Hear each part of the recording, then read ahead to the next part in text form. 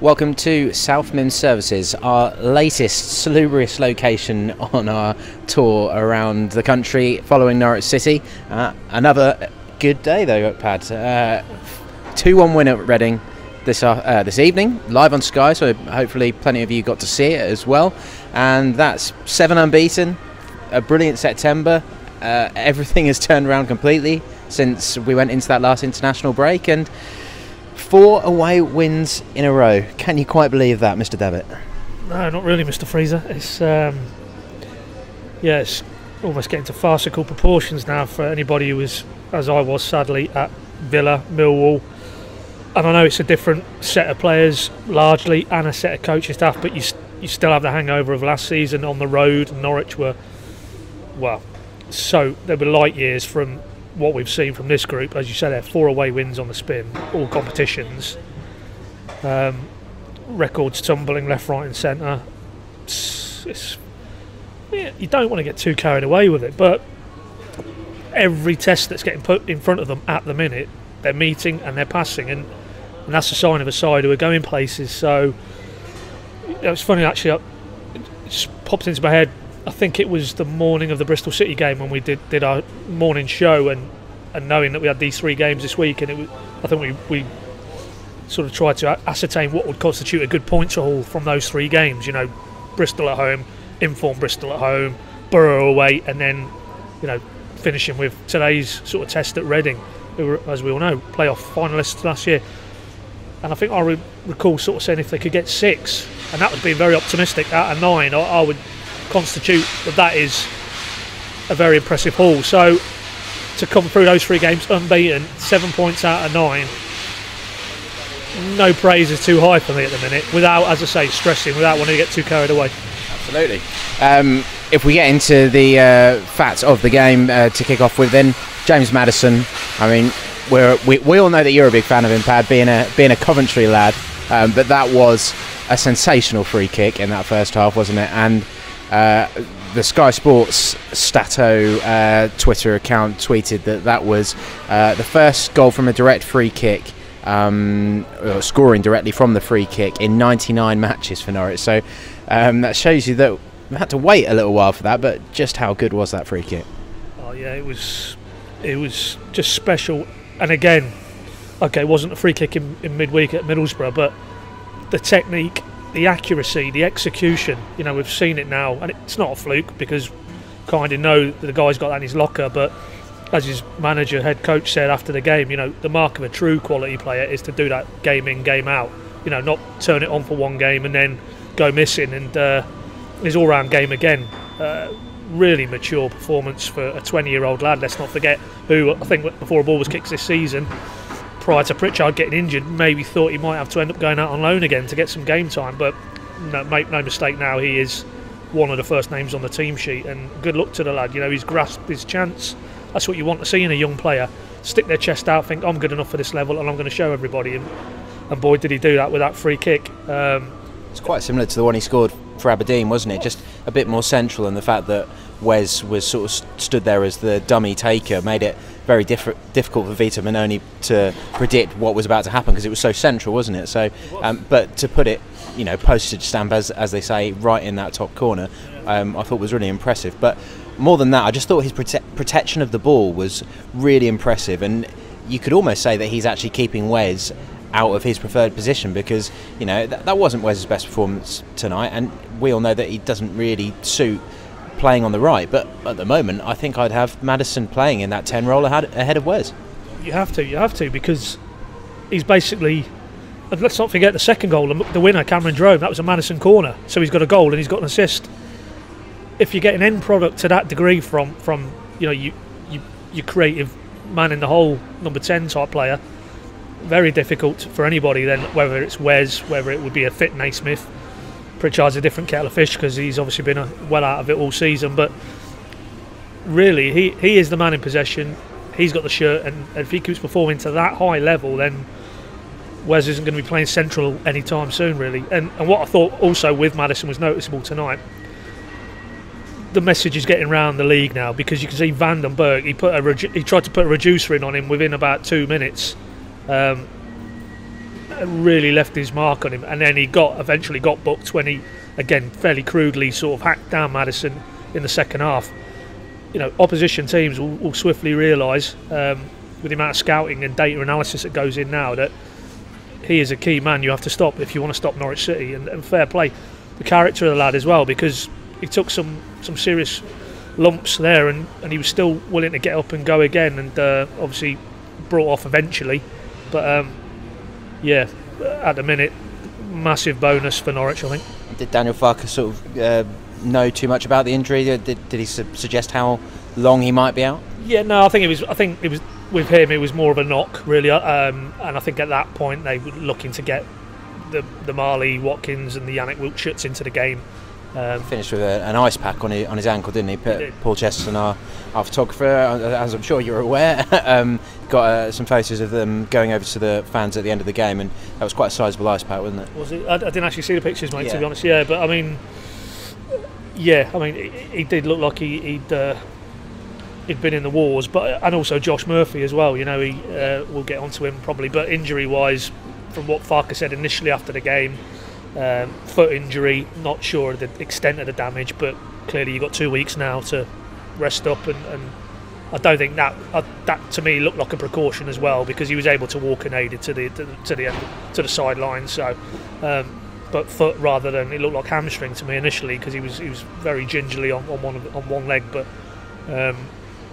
but yeah, hopefully nothing moving forward. That's because let's be honest, Norwich have had their fair share of injuries already. Yeah, the lead only lasted 3 minutes. Sonny Aluko, lovely cross in from a free kick on the right.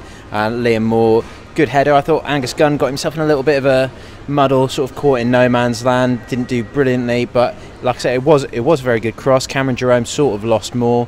They got back into the game, and then it all became about Cameron Jerome, really, didn't it? He hits the post not long after that equaliser, and then, of course, takes his moment in the second half, like you say, from that Maddison corner. And it was a cracking header, because it wasn't, although it was from close range, he still had work to do, didn't he? Yeah, I mean, the whole element of that goal, because at moment of impact, there's no player around him, and you think, well, that's very poor from Reading, and it was, but the movement that he's done to lose his marker, and then, as you say, the nature of the cross, it was kind of bouncing up. He headed it in.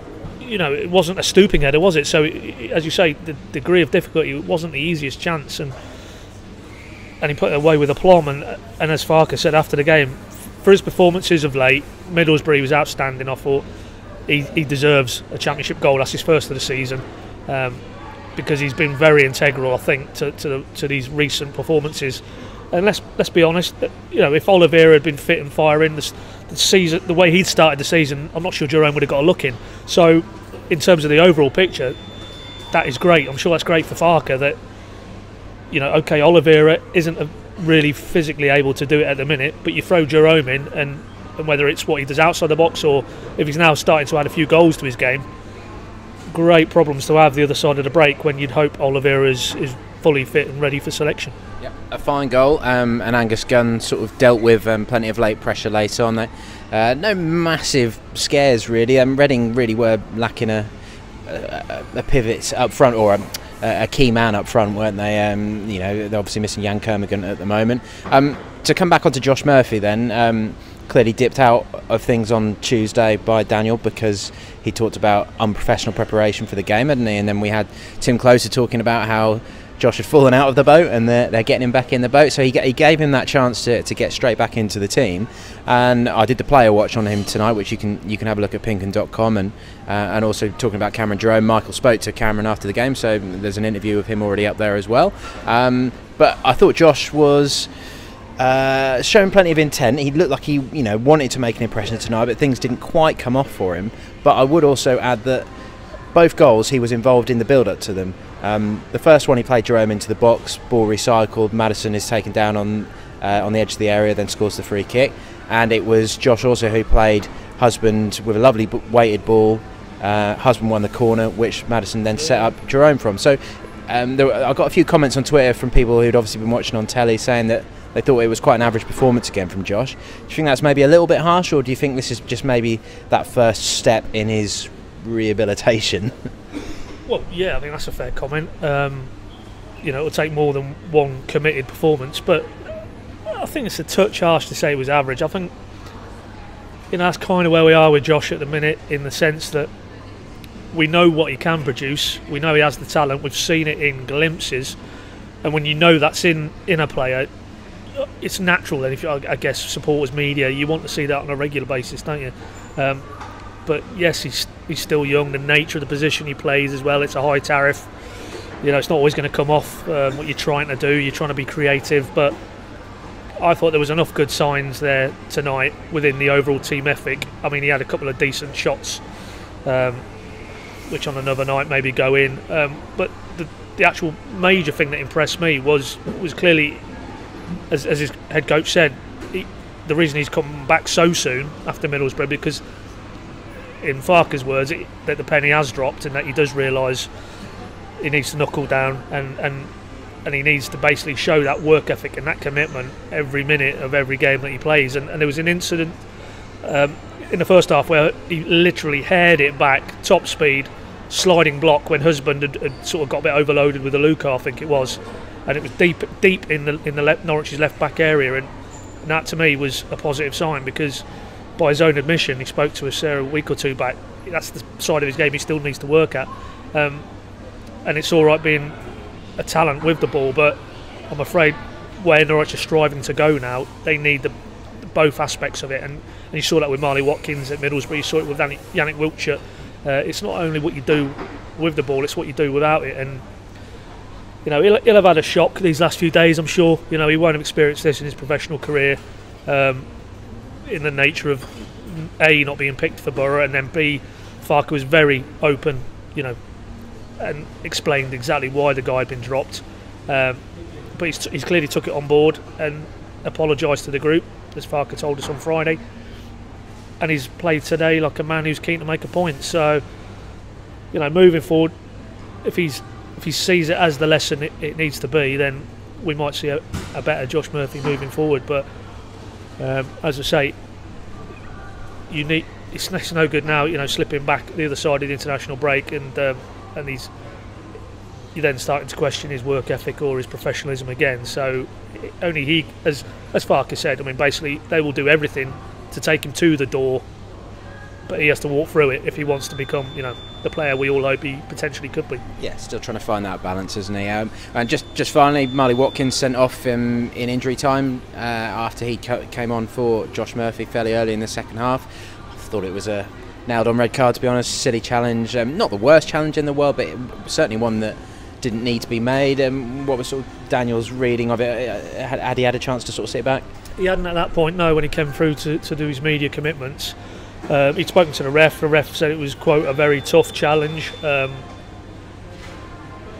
Farke didn't really contest it, even at first sight. He made the point he was 70 metres away, so it is difficult in real time.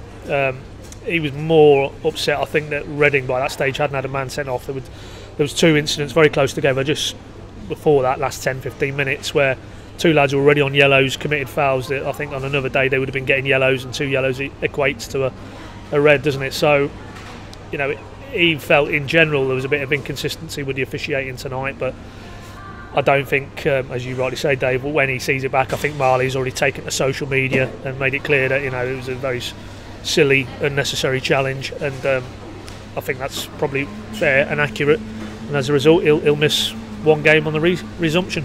Yeah, and it was a proper battle tonight. Jaap Stam had talked about Norwich being a physical threat before the game, hadn't he? And they tried to stand up to that, and they certainly didn't make it easy for Norwich. So yeah, September, 7 games, 5 wins, 2 draws, 14 points, 2 goals conceded, club record, League Cup 4th round away at Arsenal. Couldn't have gone too much better. It's just whether Daniel gets manager of the month really now, isn't it? I mean, he's got to be up there. I'd personally give it to Neil Warnock. I would. You don't want the jinx? Not really, no. Yeah, you'd have to say he's probably in pole position, wouldn't you? So, yeah, but it hasn't done Warnock any harm. He was the recipient last month. They've kicked on still, so I don't think Farke himself would be too worried about any such curse. It doesn't strike me as a man who's too superstitious. Absolutely. Right, thanks, Pad. We will head back to Norwich. Loads of stuff to get your teeth into at PinkUn.com. I'm off next week, so Michael and Paddy will guide you through all the international action, and then we'll start building towards the next game, which is Hull at home at Carrow Road 2 weeks today, and then of course we'll start looking ahead to the East Anglian derby at Portman Road. So it's going to keep coming thick and fast. Right, thanks.